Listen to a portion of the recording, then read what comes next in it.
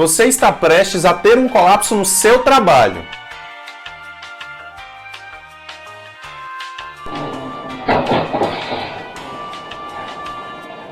Tem se sentido exigido demais, não consegue fazer o que te pedem e sente que não tem feito o que você precisa fazer de forma bem feita. Você simplesmente não consegue enxergar um futuro dentro do seu emprego atual e no lugar que você trabalha. Você não se vê crescendo, não acha que seu salário é justo, fica frustrado só de pensar em trabalhar, não se dá bem com seus colegas, desconfia da maioria das pessoas que trabalham com você, fica constantemente irritado e às vezes manda todo mundo ir pra... E como se isso não bastasse, a sua memória, a sua concentração e a sua motivação já foram embora há muito tempo. Parece que a sua bateria está esgotada. Você está em burnout.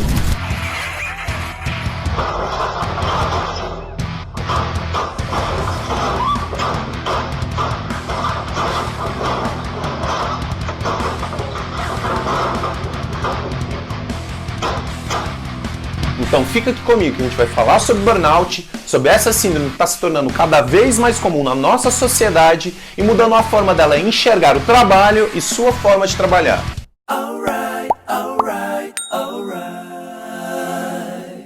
O trabalho nem sempre promove satisfação profissional e ele pode gerar, sim, sensação de insatisfação e exaustão. A expressão burnout foi criada lá na década de 70 para descrever um trabalhador que entrou num processo de estafa, de perda completa de energia, de exaustão para as atividades do trabalho.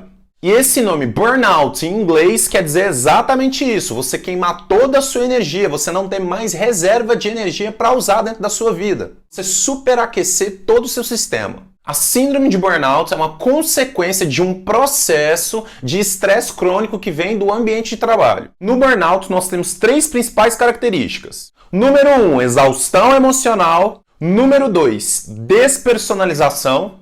E número 3, baixa realização profissional. Quando eu falo de exaustão emocional, você pode pensar em todos os sintomas ansiosos e depressivos que você conhece, dos quais a gente já fala aqui desde o começo desse canal. Sensação de solidão, de raiva, de impaciência, irritabilidade, tensão muscular, sensação de baixa energia e, por último, mas não menos importante, alterações de memória e de concentração. Quando eu falo de despersonalização aqui, não é aquela que eu já falei aqui nesse canal em outro vídeo e que vocês podem conferir no card que eu estou colocando aqui em cima para vocês entenderem a diferença. A despersonalização no burnout tem mais a ver com a forma de você enxergar o mundo e de você se comportar diante dele. Quem tem síndrome de burnout começa a ter uma sensação de distanciamento afetivo do mundo e das pessoas. E esse distanciamento ocorre principalmente com o ambiente de trabalho e com as pessoas que estão contidas nele. Uma sensação de que as pessoas ao seu redor não existem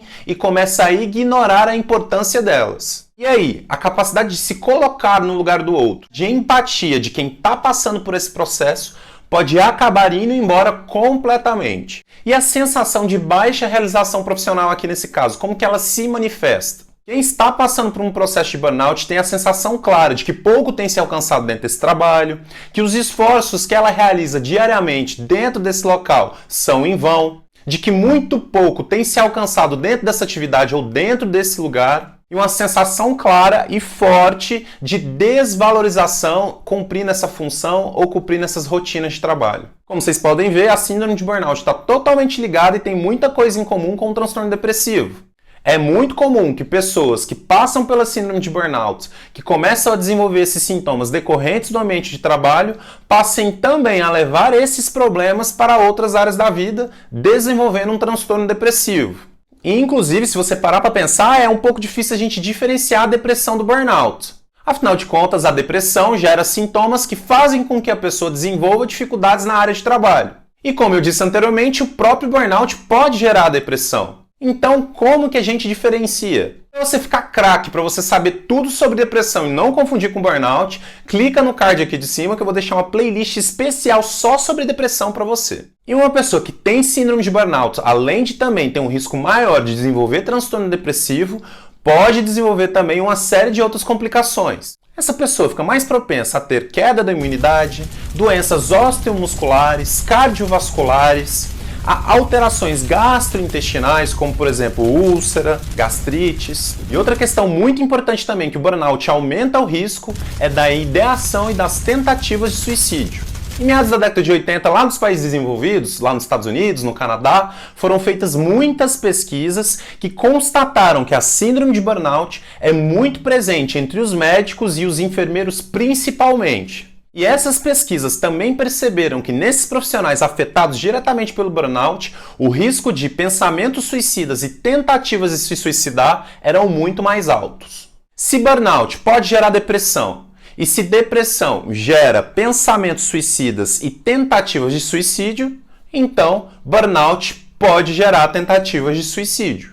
Meus queridos, em consultório médico, as queixas relacionadas ao burnout estão aumentando muito. E eu duvido, depois desse papo que a gente bateu aqui, você já não chegou à conclusão que você pode ter vivido ou tá vivendo isso, ou conhece alguém da sua família ou do seu próprio trabalho que está passando por uma situação parecida. E diante dessa observação, o que você pode fazer? Você pode ajudar. Já pega esse vídeo, já compartilha nas suas redes sociais, no seu WhatsApp, manda para o seu pai, para sua mãe, para o seu colega de trabalho que pode estar passando pela síndrome de burnout e ajuda a gente a passar todas essas informações que podem ser muito importantes para essa pessoa agora. Se você quer continuar compartilhando informação e ajudando as pessoas, não se esquece de se inscrever no canal, de ativar o sininho para notificação de novos vídeos que são publicados semanalmente de forma inteiramente gratuita para você.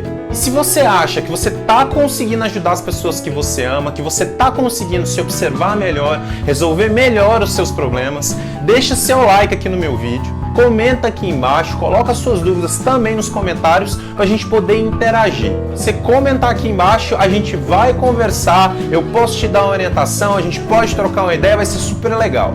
Eu e você e eu vamos fazer com que o Brasil fique cada vez menos crazy e vamos ajudar aí a propagar essa mensagem da importância da saúde mental pelo nosso país. E agora que você já sabe exatamente o que é o burnout, quais são os fatores de risco que fazem com que as pessoas desenvolvam essa síndrome? Na síndrome de burnout, a gente tem fatores de risco que envolvem o trabalho, que envolvem a pessoa e que envolvem a sociedade. Quando a gente fala dos fatores de risco que envolvem o trabalho, a gente está falando daqueles que são gerados pelo trabalhar. E especificamente dentro da atividade de trabalho, quais são os fatores que podem contribuir para o desenvolvimento desse estresse crônico, até da síndrome de burnout? Quando se trabalha no local de trabalho, em um emprego em que tem muitas normas, muita burocracia, isso aos poucos pode ir tirando a autonomia, a capacidade de decisão, a sensação de liberdade, de criatividade da pessoa que está envolvida nesse processo de trabalho. Quando se passa frequentemente por mudanças dentro desse ambiente de trabalho, quando se muda chefe, quando se muda função, quando se muda o próprio espaço físico de onde está trabalhando, quando se muda as regras da empresa, as regras de hierarquia, toda mudança requer adaptação e períodos de adaptação, quando se tornam muito estressantes, podem acabar desestabilizando as pessoas. Quando se tem má convivência com os colegas, quando não se tem confiança, quando não se tem respeitabilidade entre os colegas de trabalho, quando se há um ambiente de relação que é tóxico para as pessoas dentro do trabalho, tudo isso pode dificultar e gerar um ambiente totalmente desestabilizador. O não reconhecimento é a falta de perspectiva dentro dessa função e dentro desse local de trabalho. Quando você está se esforçando, quando você está dando o seu sangue, você não cresce dentro dessa função, dentro dessa empresa, dentro daquilo que você está se propondo a fazer. Você não sente que você é reconhecido, você sente que o seu salário não é proporcional ao seu esforço. Quando não tem presença de plano de carreira, quando não tem perspectiva de subir de hierarquia, de mudar de salário. Tudo isso também interfere aí, criando uma sensação de desesperança, de melancolia, fazendo com que o trabalho não tenha muito sentido. Quando há sobrecarga de trabalho e de funções, pessoas que são colocadas para trabalhar em excesso, que excedem os horários combinados dentro dos seus contratos, pessoas que são mudadas de funções frequentemente ou que são mudadas para funções que elas não têm capacidade técnica para exercer, trabalhar à noite ou trabalhar com a alternância de turnos. Nosso corpo ele precisa de rotina, o nosso sono precisa de rotina. E a gente é programado para dormir à noite, para fazer nossas atividades de dia. E essas atividades de trabalho noturnas, querendo ou não, acabam deixando a pessoa muito mais estressada e fazem com que a manutenção dessa pessoa por um período prolongado dentro dessas funções se torne praticamente impossível. Vocês viram quantos exemplos eu dei que podem gerar estresse crônico, desestabilização emocional e, consequentemente, síndrome de burnout? Mas não é só isso não, tem outro vídeo que eu fiz aqui no Larga de Ser Crazy, falando de outros problemas que podem te deixar cronicamente estressado dentro do seu ambiente de trabalho e que podem fazer com que você desenvolva aí uma síndrome de burnout. Clica no card aqui de cima, vai lá e dá uma conferida agora. Falando agora dos fatores de risco que envolvem o indivíduo. As pessoas solteiras, divorciadas e que têm um nível de formação, de escolaridade maior, são as pessoas que têm o maior risco de desenvolver burnout. Existem traços de personalidade que podem favorecer o desenvolvimento de síndrome de burnout. Pessoas muito competitivas, impacientes, perfeccionistas, aquela pessoa que sempre quer se provar, que quer mostrar resultado, que quer tudo para ontem. Tudo isso favorece o desenvolvimento da síndrome de burnout. Esse tipo de traços de personalidade promove uma rigidez de pensamento que faz com que a pessoa tenda a achar que o resultado do seu trabalho, que o reconhecimento dentro do ambiente de trabalho depende unicamente, exclusivamente dela. Ela meio que desconsidera o ambiente adoecido, desconsidera às vezes as contratações que não estão seguindo as regras adequadas, vários problemas que ocorrem dentro do próprio ambiente de trabalho e que acabam deixando ela adoecida. A gente pode citar também as pessoas que têm um traço naturalmente mais pessimista, que têm uma dificuldade de ser esperançosa, de conseguir enxergar o lado bom das coisas. E as pessoas também que têm dificuldade de lidar com frustrações e tolerá-las. Se trabalho fosse gostoso todo dia, não chamava trabalho, não ia dar trabalho. As pessoas vão para algum lugar receber dinheiro para resolver problemas. E quem tem dificuldade de lidar com frustração, de lidar com resoluções de problemas, de entender que nem tudo aquilo vai dar certo dentro daquele dia, já tem uma tendência natural a ir para o caminho do burnout.